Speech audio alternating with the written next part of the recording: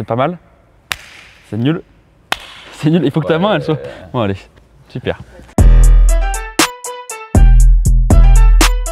Salut à tous, on se retrouve pour un nouvel épisode de la pré-saison et aujourd'hui on est avec notre coach Elric Delors. Salut Elric, comment ça va? Salut, ça va bien, merci. Ça va, t'es pas trop dépaysé, t'es sur ton banc de touche? Oui, alors moi je suis plus vers le bout, mais effectivement c'est un endroit que je connais plutôt bien. Putain, moi bizarrement j'étais plus vers le bout là-bas. Mais tu sais que je suis quasiment jamais assis, hein, donc finalement je connais pas trop l'image d'ici. C'est vrai. Bon Elric, ça fait 2 semaines qu'on a repris la prépa, on a eu pas mal d'avis au niveau des joueurs sur leur ressenti avec le groupe. Mais on veut ton avis à toi sur le groupe que tu as créé avec ton staff, comment tu le sens? Ça fait que 2 semaines.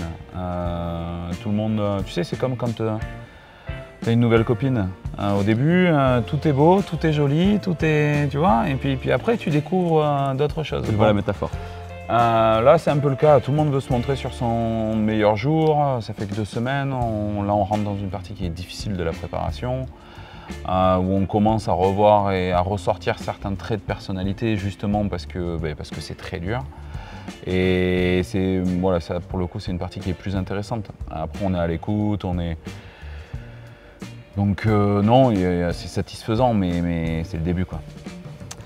On va évoquer un sujet un peu moins marrant maintenant, c'est le cas Chris Johnson. On sait qu'il a été pas mal absent, on l'a pas beaucoup vu ces premières semaines. Est-ce que tu peux nous éclairer un peu sur la situation? Non, bon, Chris est arrivé un petit peu en retard suite à une mauvaise communication entre ses agents et nous.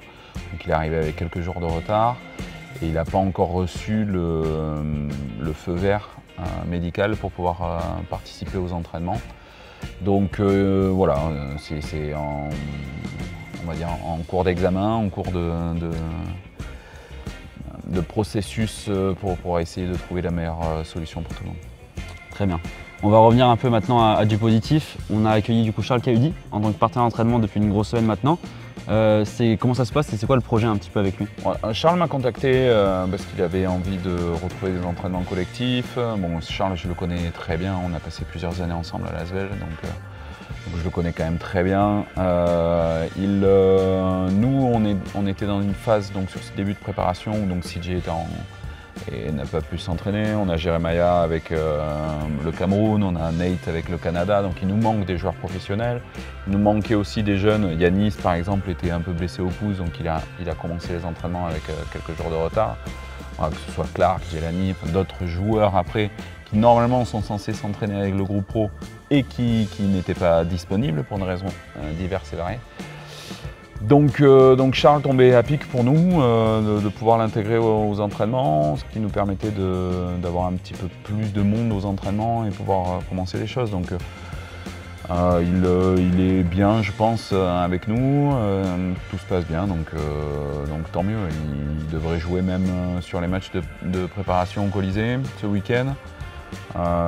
Qui permettent aussi de remercier les jeunes qui s'entraînent avec nous, la Charles, mais qui voilà, c'est un peu du donnant-donnant. Ils nous aident, on l'aide et tout va bien. Justement, tu parles de ces matchs amicaux, du coup ils arrivent vendredi et samedi, c'est les premiers. Comment est-ce que tu abordes un petit peu ces matchs amicaux et qu'est-ce que tu en attends? Alors pour moi, c'est pas des matchs amicaux, c'est des matchs de préparation. Et comme le nom l'indique, ça sert à préparer la compétition. Pourquoi? Alors concrètement, ça veut dire quoi? Ça veut dire que il y a plusieurs composantes, alors que ce soit sur la charge aussi des joueurs. On est dans une semaine, ce qu'on appelle une semaine rouge cette semaine, c'est-à-dire qu'on s'entraîne beaucoup, longtemps, fort, 2 fois par jour. Donc c'est très très dur pour les joueurs. Et on arrive en fin de semaine, tu vois, sur cette semaine rouge-là. Bon, donc ça veut dire qu'il faut faire attention sur les temps de jeu, il faut pousser, hein, si tu veux, jusqu'à la limite, repousser un peu la limite, mais il ne faut pas la franchir pour éviter les casses.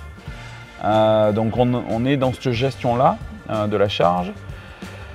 Après, voilà, qu'est-ce qui va être important pour moi? Donc c'est d'avoir un temps de jeu qui est réparti, qui est calculé avant les matchs. Donc quel que soit ce qui se passe pendant le match, il y a un temps de jeu qui est défini pour chaque joueur. Il se passe donc faire jouer ceux qui participent à l'entraînement avec nous, même s'ils ne sont pas amenés à jouer des matchs officiels avec nous. Et puis après, tenter des choses, des associations, tenter un ajustement tactique par exemple sur ce qui se passe sur le match parce que ça me permet de voir qui réagit ou pas par rapport à ce que je peux dessiner ou demander alors qu'on ne l'a jamais travaillé. Tu vois, l'année dernière, en sortie de temps mort, on était la meilleure équipe du championnat. parce qu'on avait cette capacité à, quand je donnais des informations, à le transférer directement sur le terrain. Là, et certains joueurs sont très bons pour ça, d'autres beaucoup moins. D'autres, ils ont besoin de voir, ils ont besoin de... Donc, pour moi, ça sert à savoir ça, qui est qui, et ça peut amener après à des incompréhensions. Tu peux imaginer que sur les matchs officiels, un joueur peut être bon, mais si moi, je suis amené à faire un ajustement tactique parce que collectivement, on est en difficulté, je suis obligé de le sortir. Parce que je sais que sur l'ajustement, il va mettre du temps à s'ajuster. Donc, pour moi, c'est l'idée de savoir, voilà, c'est savoir qui on est, et puis dans l'idéal, être en difficulté à un moment, parce que je veux avoir les personnalités qui ressortent. Qui va dire bah, c'est de sa faute à lui, qui va essayer de réunir tout le monde, qui va... Voilà, ça, c'est des choses qui sont intéressantes pour moi. En tout cas, on a tous hâte de vous retrouver, de découvrir l'équipe, et puis de retrouver un peu le Colisée avec un peu de public, ça fera du bien à tout le monde, je pense. Oui, bah, là, t'imagines, on s'entraîne beaucoup.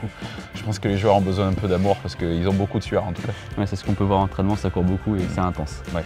Merci beaucoup Elric, du coup on se dit à vendredi soir contre Saint-Vallier. Saint-Chamond. Saint-Chamond, n'importe quoi, autant pour moi. Ouais. C'est presque pareil. Non, ouais, presque.